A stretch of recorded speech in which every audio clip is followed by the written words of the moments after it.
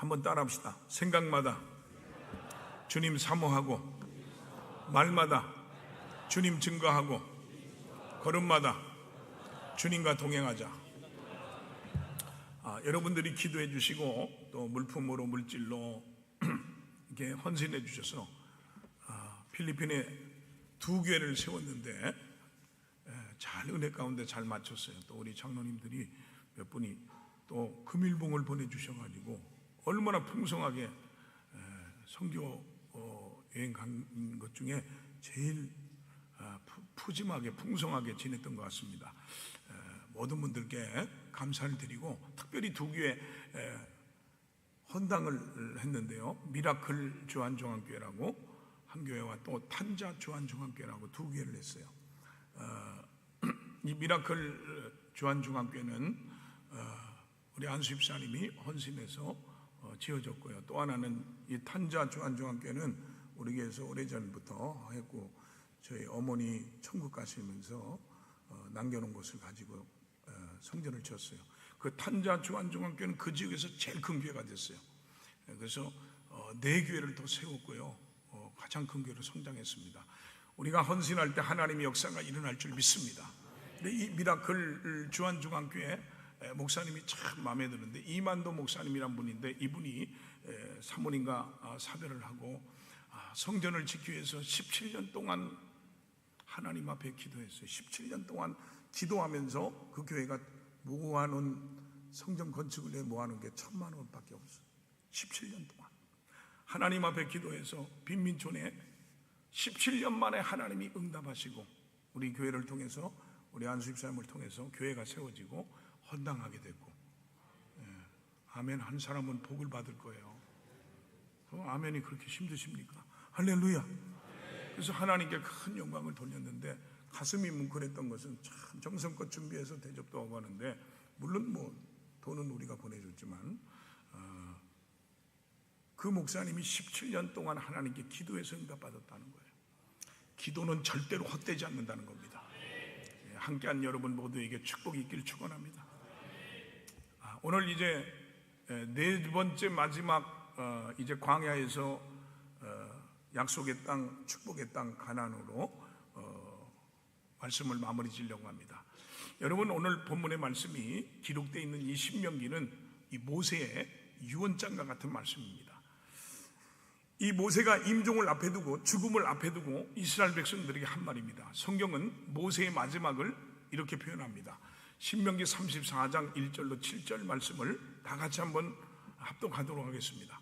모세가 모압 평지에서 느보산에 올라가 여리고 맞은편 비스가 산 꼭대기에 이르매 여호와께서 길르앗 온 땅을 단까지 보이시고 또 온 납달리와 에브라임과 므낫세의 땅과 서해까지 온 유다 온 땅과 네겝과 종려나무의 성읍 여리고 골짜기 평지를 소알까지 보이시고 여호와께서 그에게 이르시되 이는 내가 아브라함과 이삭과 야곱에게 맹세하여 그의 후손에게 주리라 한 땅이라.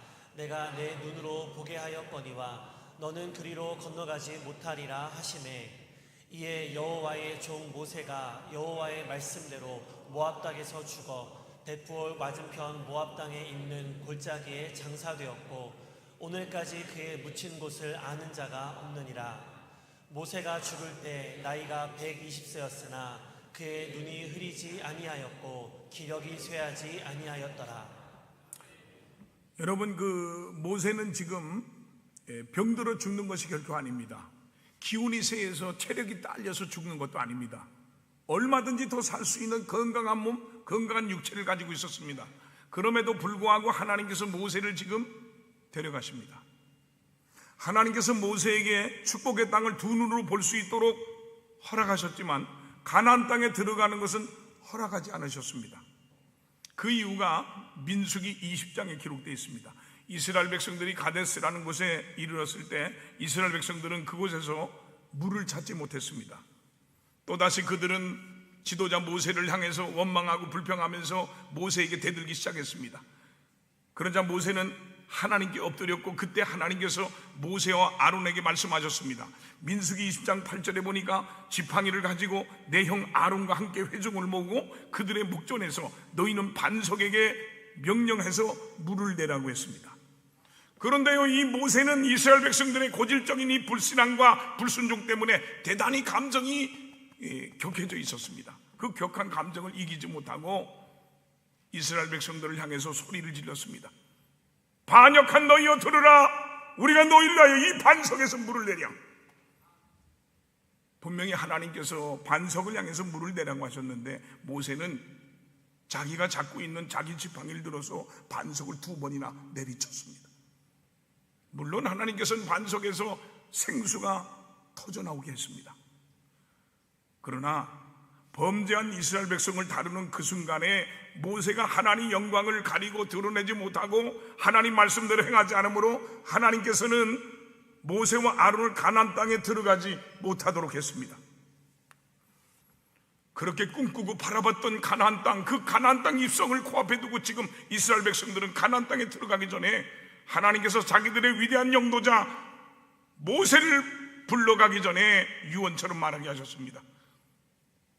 여러분, 그 누가 됐던 불신앙과 불순종의 죄가 얼마나 무서운가를 보여주는 것입니다. 그러므로 이스라엘 백성들은 하나님에 대한 경외심과 두려움 속에서 모세의 유언을 듣고 있는 겁니다. 여러분, 교회는 사람의 소리가 크면 안 됩니다. 하나님이 기뻐하지 않습니다. 하나님이 반드시 심판하십니다. 하나님이 살아계심을 알면, 하나님이 성전에 계심을 안다면 어떻게 예배당에서 소리를 지르고 분노하고 화를 낼 수 있습니까? 별 이상이 없다고요? 천만에요.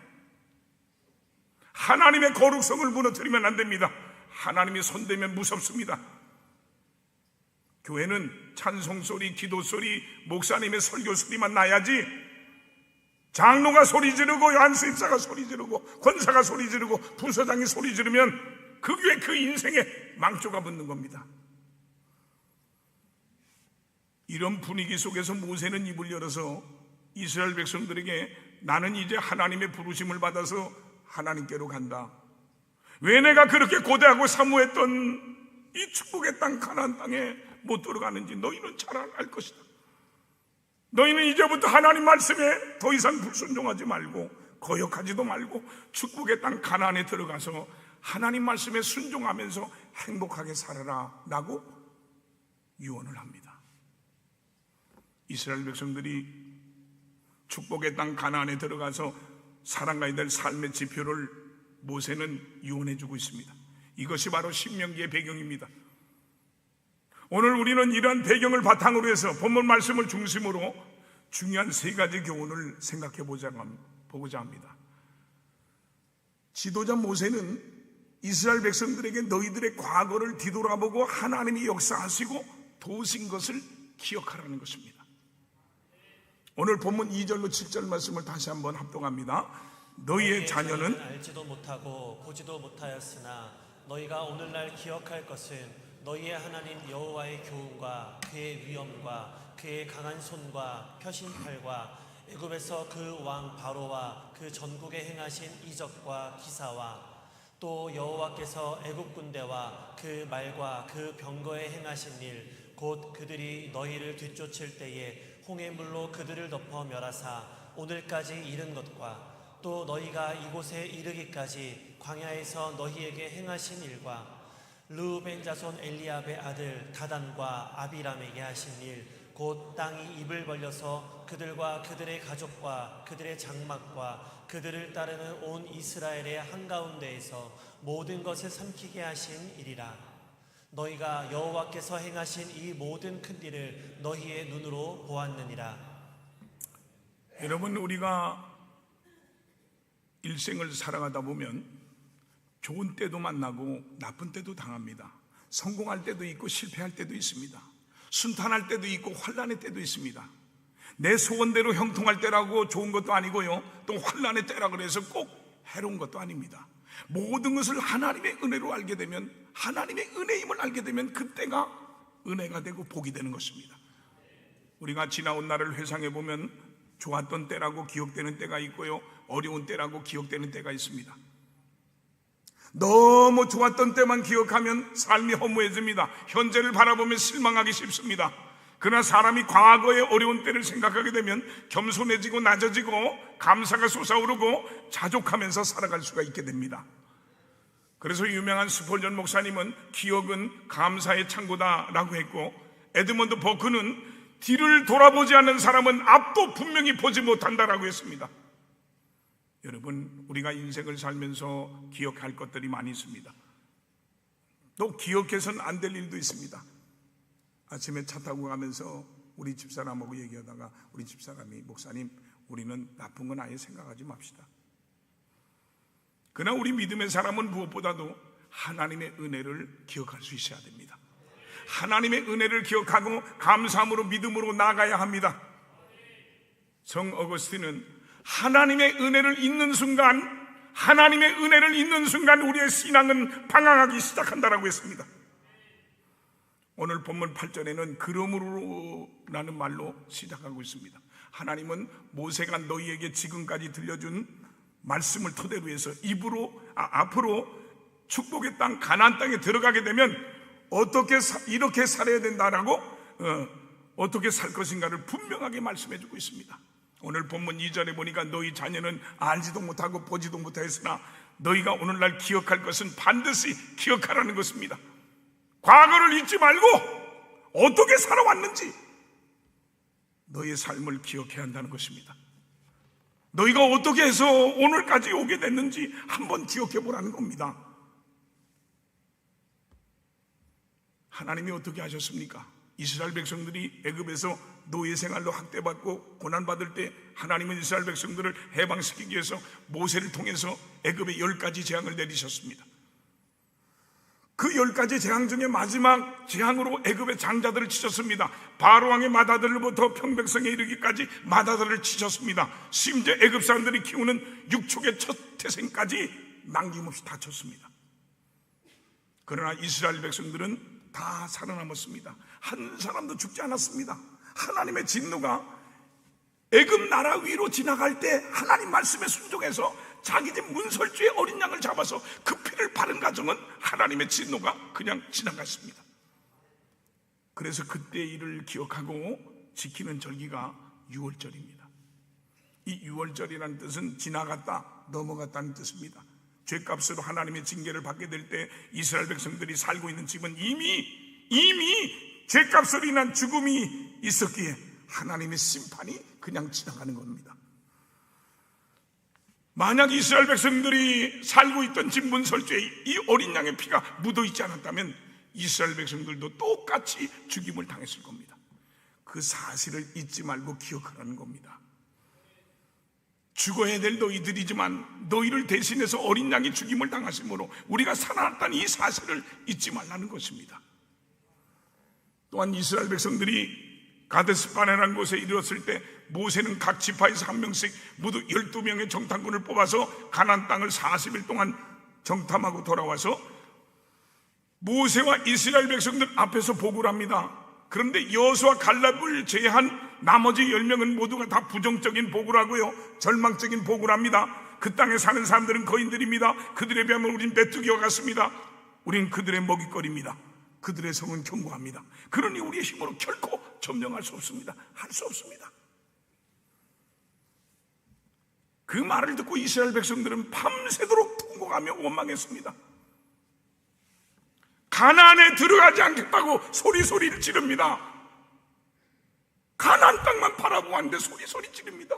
자기들이 나온 애굽 땅으로 되돌아가겠다고 난립니다. 이런 이스라엘의 불신앙적인 모습을 보고 하나님께서 어떻게 징계하셨습니까? 정탐꾼들이 가나안 땅을 정탐하고 돌아온 40일의 하루를 1년으로 계산해서 40년 동안 거친 광야를 배회하게 만드셨습니다. 그런 가운데 애굽에서 나올 때 20살 이상이었던 사람들은 모두가 다 광야에서 죽었습니다. 지금 모세의 유언을 듣고 있는 이 사람들은 애굽에서 태어난 사람들이 아니요, 광야에서 태어난 20대 미만의 2세들입니다. 지금 모세는 그들을 향해서 너희가 광야에서 한 일이 무엇인지 생각해 보라는 겁니다. 너희들이 행한 것이라고는 하나님 말씀에 불순종하고 하나님을 거역한 것밖에 더 있느냐는 것입니다. 죽어 마땅한 사람들이지만 하나님께서 은혜를 베푸셔서 너희를 여기까지 오게 하셨다는 이 사실을 결코 잊어서는 안 된다는 겁니다. 바로 이것이 오늘 이 자리에 있는 우리들의 모습이기도 합니다. 이미 우리는 죽어야 마땅한 사람들입니다. 그러나 하나님의 은혜와 능력으로, 하나님의 자비로 우리가 지금 이날까지 살아있다는 것을 잊어서는 안 되는 것입니다. 우리말 성경 시편 103편 2절에 보니까 내 영혼아 여호와를 찬양하고 그분께서 베풀어 주신 모든 은혜를 잊지 말라 그랬습니다. 처음 우리가 예수 믿을 때 주셨던 그 은혜와 그 감격과 은총을 우리는 기억해야 하고, 우리 늙어서도 하나님의 그 은혜와 은총을 마음에 새겨야 한다는 것입니다. 과거를 돌아보고 회개하고 살아계신 하나님께 나와 기도하는 사람은, 이번 작정 기도에 나와 기도하는 사람은 적과 그린 가나안 땅을 차지하게 된다는 걸 믿으시기를 주님의 이름으로 축원합니다. 지도자 모세는 장차 너희에게 하나님이 주실 땅은 적과 꿀이 흐르는 축복의 땅이라고 분명하게 설명해 줍니다. 오늘 본문 9절 말씀을 다 같이 읽겠습니다. 또 여호와께서 너희의 조상들에게 맹세하여 그들과 그들의 후손에게 주리라고 하신 땅 곧 젖과 꿀이 흐르는 땅에서 너희의 날이 장구하리라. 여러분, 사람의 시각으로 볼 때 젖과 꿀인 땅이라고 하면 듣기만 해도 대단히 풍요할 것 같습니다. 땅이 기름지고 비옥하기 때문에 무엇을 심든지 간에 잘 될 것 같습니다. 그 땅에서 너희의 날이 장구하리라고 했는데, 이는 히브리어로 아라크란 말인데요, 너희의 하루하루의 삶을, 너희 인생의 하루하루의 삶을 길게 만들어 주리란 말입니다. 너희들이 적과 끓이는 축복의 땅에서 형통한 삶이 되도록, 복된 삶이 되도록 하나님이 함께 하시고 하나님이 지켜주시겠다는 겁니다. 사실 그렇습니다. 12명의 정탐꾼이 돌아와서 보고할 때 그 가나안 땅이 얼마나 풍요로운가를 보여주기 위해서 포도 한 송이를 들고 왔습니다. 여러분, 포도나무 한 그루를 가져오거나 포도 한 다발을 들고 온 게 아니라 포도 한 송이가 달려있는 가지를 꺾어서 건강한 2명의 장정이 막대기에 매서 어깨에 메고 왔습니다. 이 건강한 장정이 포도 한 송이를 들지 못하고 2사람이 어깨에 메고 왔어요. 포도 한 송이가 얼마나 컸으면 그렇겠습니까? 모르긴 몰라도 아마 포도 한 알이 토마토나 참외보다도 어쩌면 그보다 훨씬 더 컸던 것 같습니다. 문자 그대로 젖과 꿀이 흐르는 땅이 분명합니다. 그런데 오늘 본문에 보면 축복의 땅, 젖과 끓이는 땅을 10절로 11절로 보면 이렇게 표현합니다. 네가 들어가서 차지할 땅은 네가 나온 애굽 땅과 같지 아니하니 거기에서는 너희가 파종한 후에 발로 물대기를 채소밭에 땡같이 할 거니와 너희가 건너가서 차지할 땅 가나안 땅은 산과 골짜기가 있어서 하늘에서 내리는 비를 흡수하는 땅이요 라고 했습니다.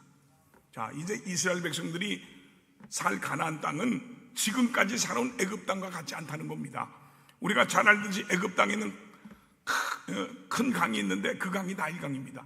나일강 주변에는 큰 평야가 있습니다. 비옥한 곡창지대입니다. 이스라엘 백성들은 그곳에서 밭을 갈고 채소를 심었습니다. 물이 필요할 때마다 발로 수차를 돌려서 적절한 양의 물을 언제든지 채소밭에 댔습니다. 그런데 장차 이스라엘 백성들이 들어갈 가나안 땅은 그럴 필요가 전혀 없다는 겁니다. 또 그럴 수가 없습니다. 왜냐하면 그곳에는 강이 있는 것이 아니고 산과 골짜기가 있는 땅이기 때문입니다. 저수지가 없습니다. 수를 만들 수가 없습니다. 그곳에서는 하늘에서 내리는 비를 흡수하는 땅이라고 했습니다. 하늘만 의존하는 땅이라는 것입니다. 그런 땅을 우리는 천수답이라고 합니다. 우리나라에도 산골짜기에 가면 산비탈을 개간한 논밭이 있습니다. 저수지가 가까이 없습니다. 또 시냇가도 없습니다. 물을 길어야 될 재간이 없습니다.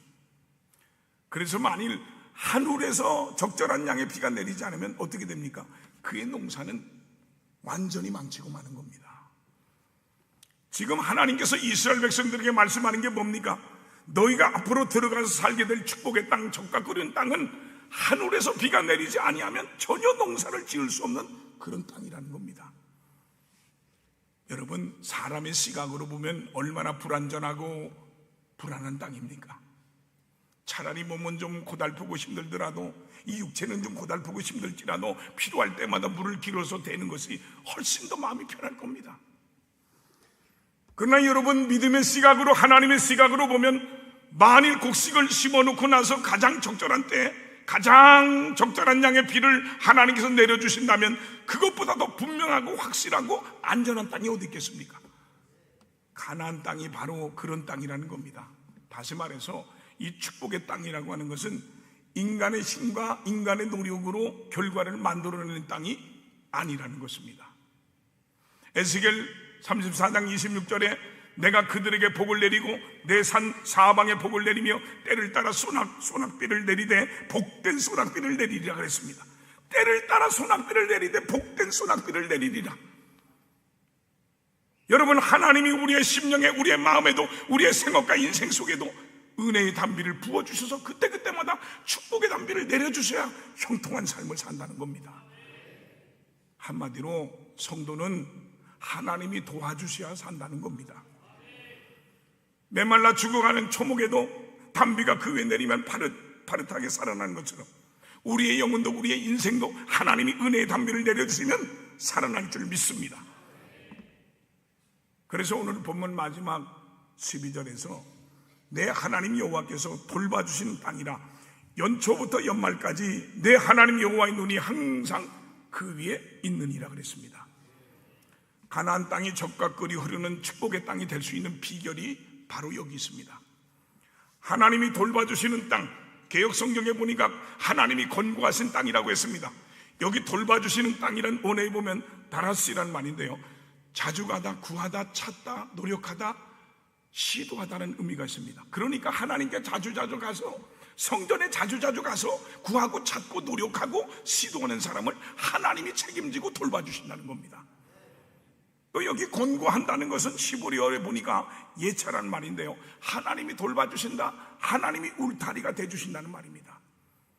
그래서 새초부터 새말까지 하나님의 눈이 떠나지 아니하고 항상 세심하게 보살피고 돌봐주시고요, 안전한 울타리가 돼주는 땅이 바로 축복의 땅 가나안이라는 것입니다. 여호와의 눈이 항상 그 위에 있다는 것은 하나님의 사랑과 간섭이 항상 나에게, 우리에게 있다는 것입니다.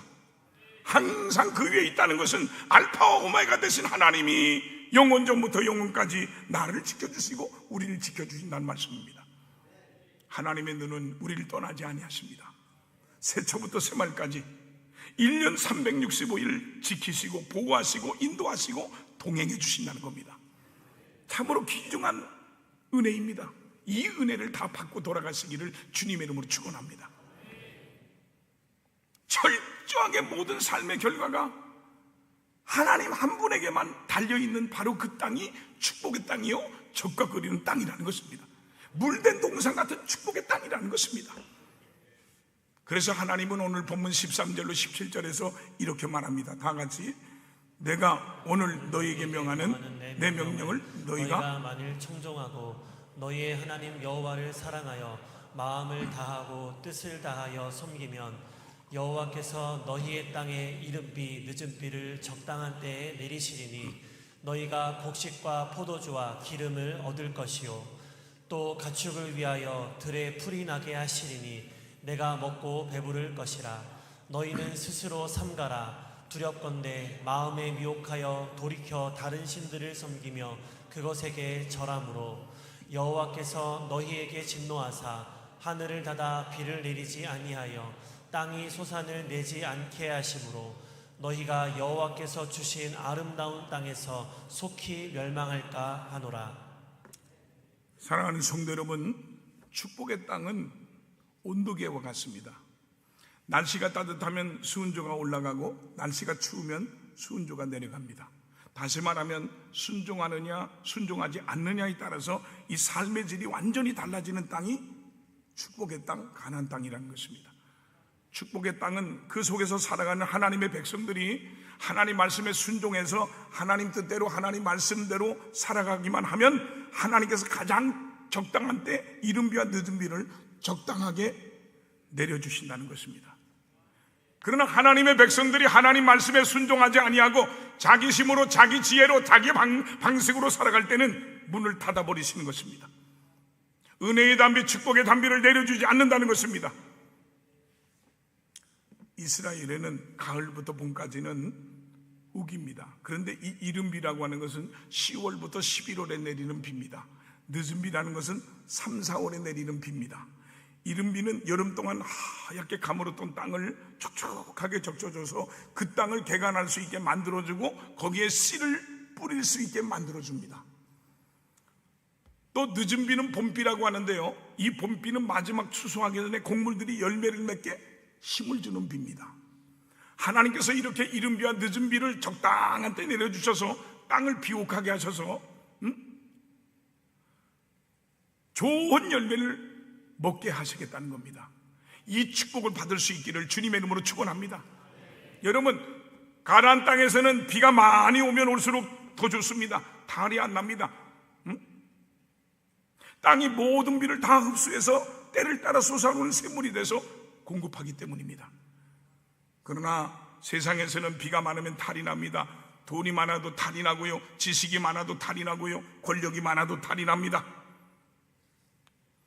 그러나 가나안에서는 비가 많으면 많을수록 좋습니다. 탈이 안 납니다. 가나안 땅 믿음으로 살아가는 자녀들은 때가 되면 하나님께서 은혜의 담비를 내려주시고 축복의 담비를 내려주십니다. 그러므로 에스겔 34장 26절에 복된 소낙비를 내리리라고 했습니다. 비가 많이 오면 올수록 땅이 부드러워지듯이 사람의 마음도, 사람의 심령도 은혜를 받으면 받을수록 부드러워집니다. 그러므로 은혜의 담비, 말씀의 담비를 자꾸만 맞아야 됩니다. 이 시간에 밖에 나가서 돌아다니다 산성비 맞아가고 머리 다 빠지지 말고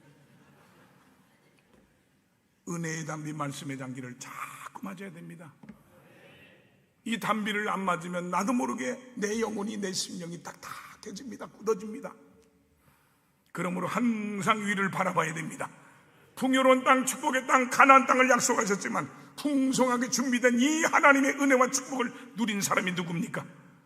하나님 말씀을 듣고 들은 대로 순종한 사람들이었음을 기억하시기 바랍니다. 오늘 본문에서 중요한 말씀이 14절에 나옵니다. 여호와께서입니다. 여러분, 하나님이 비를 내려주시고 하나님이 축복해 주셔야 백성들이 잘 살 수 있다는 말씀입니다. 내가 잘 될 수 있다는 말입니다. 그러나 하나님만이 우리가 복을 주시는 분임을 깨달아야 됩니다. 사람이 복을 스스로 만드는 게 아닙니다. 사람이 노력한다고 복이 만들어지는 게 아닙니다. 하나님이 주셔야 됩니다. 그래서 창세기 1장 28절에 보니까 하나님이 그들에게 복을 주시며 하나님이 그들에게 이르시되 생육하고 번성하여 땅에 충만하라, 땅을 정복하라, 바다의 물고기와 하늘의 새와 땅에 움직이는 모든 생물을 다스리라 그랬습니다. 여러분, 하나님이 사람을 창조하시고 만물을 다스릴 사명을 주실 때 먼저 복을 주셨다고 말씀합니다. 복은 하나님이 주시는 것입니다. 야고보서 1장 17절에 보면 하나님이 축복의 원천임을 강조합니다. 온갖 좋은 은사와 온전한 선물이 다 위로부터 빛들의 아버지께로부터 내려온다 그랬습니다. 아무리 사람이 노력을 기울이고 애를 써도 하나님이 도와주시지 않으면 그 인생의 모든 게 헛된 겁니다. 되질 않습니다. 그래서 시편 127편 1절로 2절에 여호와께서 집을 세우지 아니하시면 세우는 자의 수고가 헛되고 여호와께서 그 성을 지키지 않으면 파수꾼의 깨어있음도 헛되도다. 너희가 일찍 일어나고 늦게 누우며 수고의 떡을 먹으며 헛되도다. 그러므로 여호와께서 그의 사랑하는 자에게는 잠을 주시는도다 그랬어요. 세상적으로 근심, 걱정, 염려가 제가 얼마나 많겠어요. 제가 하나님이 주신 은혜는 기대문 5번 안에 자요. 그러니까 이게 벌써 쓰러졌어. 내가. 우리 집사람이 저를 볼 때마다 신기하답니다. 저는 신기한 사람이에요. 근심, 걱정, 염려 때문에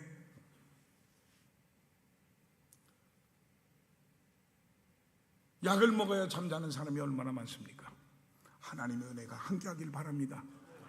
하나님의 백성들이 하나님 말씀을 청종하고 하나님을 사랑하고 하나님을 섬기면 하나님이 이른 비와 늦은 비를 내려주셔서 농사가 잘 되게 하시고 사업이 잘 되게 하시고 직장이 잘 되게 하시고 자녀가 잘 되게 하시고 가정이 잘 되게 하시고 복된 삶을 보장해 주신다는 겁니다. 하나님 말씀을 청종하면 하나님이 축복해 주시겠다는 약속입니다. 이것은 축복된 삶의 원리요, 축복된 삶의 원칙입니다. 신명기 28장 1절로 6절을 다 같이 읽어봅시다. 내가 내 하나님 여호와의 말씀을 삼가 듣고 내가 오늘 내게 명령하는 그의 모든 명령을 지켜 행하면 내 하나님 여호와께서 너를 세계 모든 민족 위에 뛰어나게 하실 것이라.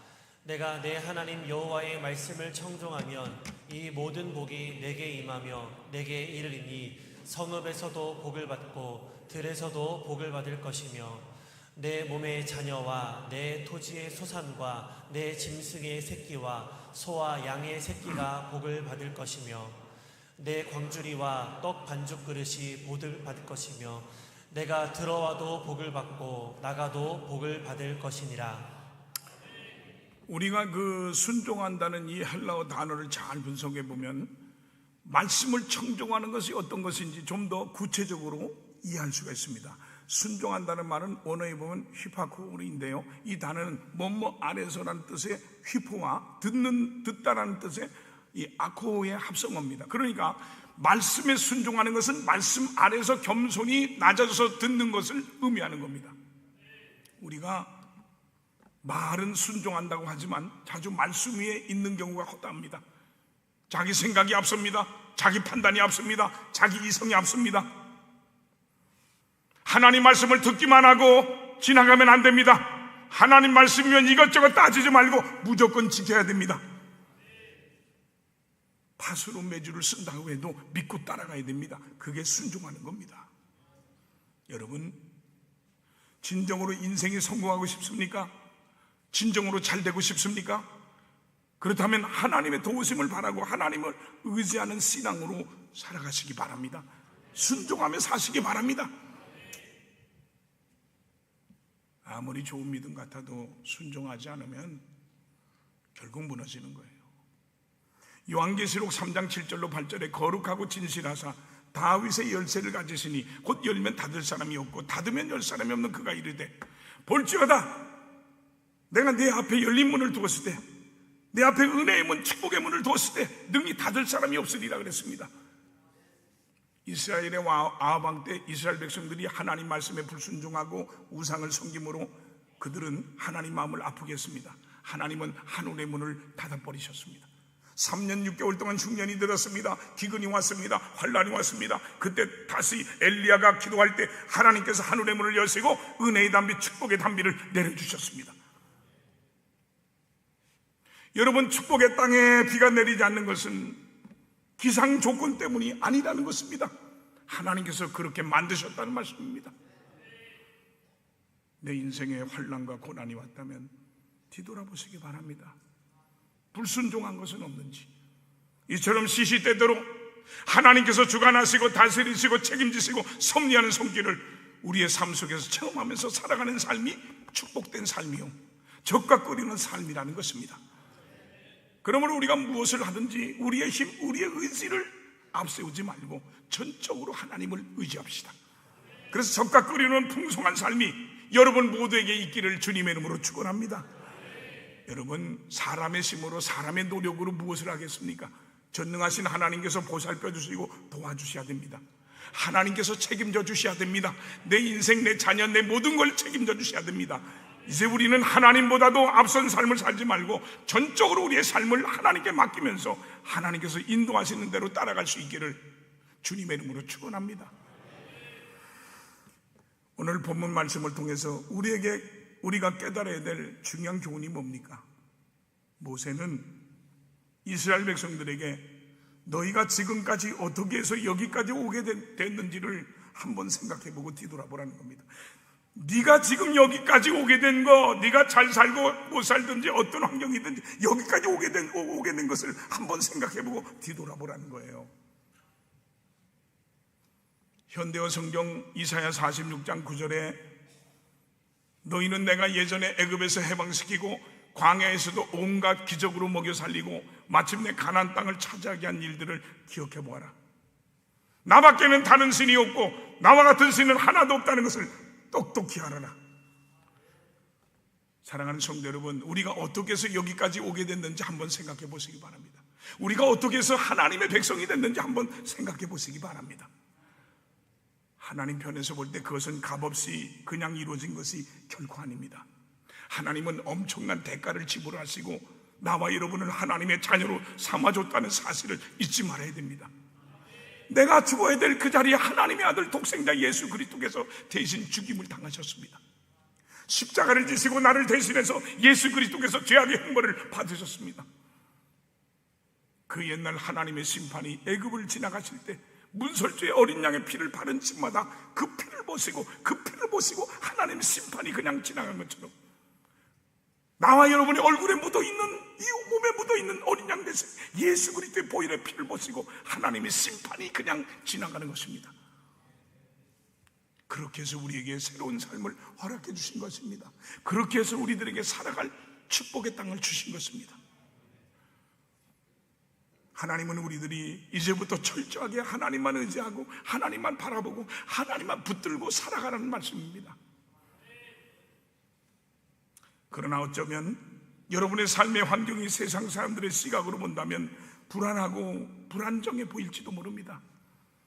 어쩌면 여러분 자신들도 그렇게 생각할지도 모릅니다.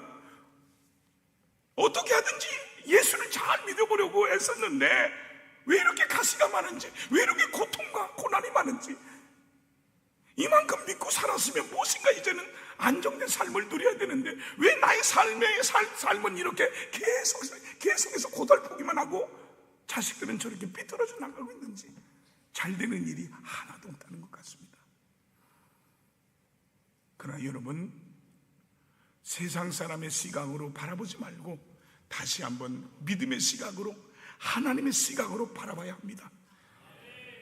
유명한 헬렌 켈러는 고난은 하나님의 축복을 감추어둔 포장지다 그랬습니다.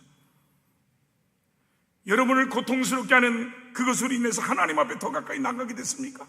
그것 때문에 오히려 주님 앞에 나와 무릎 꿇고 더 간절하게 눈물을 흘리며 기도하게 됐습니까? 그렇다면 그것은 하나님께서 여러분의 삶 가운데 하나님의 은혜와 하나님의 능력의 손길을 더더욱 분명하고 확실하게 체험하도록 하기 위해서 하나님께서 허락하신 축복의 땅이요, 적과 꾸리는 삶의 조건이요, 환경인 것입니다. 그러므로 내가 지금 환난 당하고 있다 할지라도 그것 때문에 낙심할 필요가 없습니다. 그것 때문에 절망하거나 좌절할 필요가 없습니다. 오히려 그것 때문에 하나님께 한 걸음 더 가까이 나가게 된다는 사실을 생각하면서 기쁘고 감사하는 신앙이 되기를 주님의 이름으로 축원합니다. 바른 성경 시편 65편 4절에 보면 주께서 택하시고 가까이 오게 하셔서 주님의 뜰에 사는 사람은 복이 있습니다. 우리가 주님의 집의 아름다움 곧 주님의 성전의 거룩함으로 만족하겠습니다라고 했어요. 이제 우리는, 나와 여러분은 더 이상 광야에 있지 말고 적과 끓이는 가나안 땅으로, 천국으로 들어가야 됩니다. 언제까지 방황하고 계시겠습니까? 10년이 광야 같으니까 아직도 이 교회에 저 교회에 방황하고 있는 것입니다. 10년이 광야입니다. 적과 끓이는 땅 가나안이 내 속에 없습니다. 10년이 광야 같은 성도들이 많습니다. 그래서요, 예배를 드려도 아무런 감격도 없고 재미도 없고 기도하는 것도 지루하고 헌금하는 건 더욱 싫고 성경을 봐도 아무 맛이 없는 광야 같은 성도가 많습니다. 우린 빨리 애굽을 정리하고 광야 생활을 끝내야 됩니다. 적과 끓이는 가나안 땅으로 들어가야 됩니다. 가나안 땅으로 빨리 들어가야 됩니다. 불평 불만이나 하고 불순종이나 하고 불신앙이나 하고 있다가 적과 끓이는 가나안 땅에 들어가 보지도 못하고 광야에서 비참하게 죽는 수가 있습니다. 연단 받다가 광야에서 비참하게 죽는 수가 있습니다.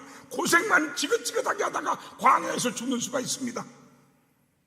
돈이고 세상 권세고 잔뜩 쌓아놓고 광야에서 비참하게 죽는 수가 있습니다.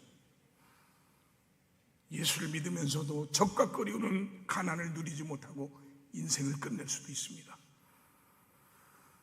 사업을 아주 크게 하시던 장로님이 부도가 났어요. 이 장로님이 사업이 잘 될 때는 어마어마하게 큰 집에 살았는데 사업이 부도가 나자 하루아침에 집을 잃고 부천의 조그마한 움막집에 들어갔습니다. 방은 춥고 먹을 것도 없어 내가 금식 기도를 해야지 하는 생각을 했다는 거예요. 40일 금식 기도를 해도 죽지 않는데 3일 금식하면서 이 장로님이 내가 죽으면 죽으리라 했으니, 이 장로님은 평생 어려움 없이 살았기에 금식에 대해서 전혀 모르는 분입니다.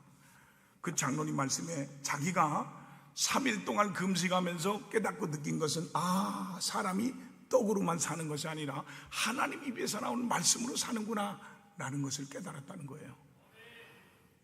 이 장로님이 그것을 깨닫고 돌아올 때 너무너무 기쁘고요, 은혜가 되더랍니다. 그 장로님은 저택 같은 큰 집을 잃어버렸는데 금식기도 하고 더 좋은 집을 받았다는 겁니다. 하나님께서 좋은 집을 주셨는데 엄청난 집을 주셨다고 자랑을 했습니다. 금식기도에서 하나님이 속히 들어줬다고 자랑을 했습니다. 그 집이 바로 자기가 다니는 하나님의 집, 교회였다고 합니다. 그렇게 생각되자 그는 성도들에게 자기 집 큰 것을 자랑하고 잔치를 열었습니다. 그 장로님은 평생을 예수 믿으면서도 교회 집이 좋다는 생각을 한 번도 한 적이 없습니다. 그런데 자기 집이 없어지고 하나님의 집이 그렇게 좋은 것을 깨닫고 나서야 하늘 아버지의 큰 집에 가는 것을 기뻐하게 됐다고 자랑했습니다. 참으로 감동적입니다. 표준 세번역 성경 시편 84편 10절에 주의 집들 안에서 지내는 하루가 다른 곳에서 지내는 첫날보다 낫기에 악인의 장막에서 살기보다는 하나님 집 문지기로 있는 것이 더 좋습니다라고 했습니다. 여러분, 광야에서의 방향을 끝내십시오. 더 이상 지체하지 마십시오. 우린 광야의 사람이 아닙니다. 우리의 신앙생활이 이 광야에서 끝날지도 모릅니다. 우리들도 광야의 이스라엘 백성들처럼 신앙생활하면서 적각거리는 가나안 땅에 들어가 보지도 못하고 방황하고 배하고 있지는 않습니까? 예수를 믿긴 믿지만 심령이 광야입니다. 우리의 심령 속에 하나님의 말씀으로만 산다는 것을 깨달아질 때 적각거리는 가나안 땅으로 들어갈 수 있는 겁니다. 그리고 내 인생이 가나안이 되고요, 내 심령이 가나안이 되는 것입니다. 시편 119편 165절에 주의 법을 사랑하는 자에게는 큰 평안이 있으니 그들에게 장애물이 없으리라 그랬습니다. 사랑하는 성도 여러분, 내게 어떤 환난이나 고난이 있을 때 그것을 물리쳐 달라는 소극적인 기도만 드리지 말고, 이 환난을 통해서, 이 고난을 통해서 나에게 주시고자 하시는 하나님의 은혜와 은총과 하나님의 뜻이 무엇인지 분명히 깨닫게 해달라고 기도해야 됩니다. 그래서 내가 당하는 환난과 고난은 나로 하여금 하나님을 더욱더 의지하도록 만들기 위해서 하나님께서 내게 허락하신 축복의 땅이요 척각거리는 삶의 활력임을 믿으셔야 됩니다.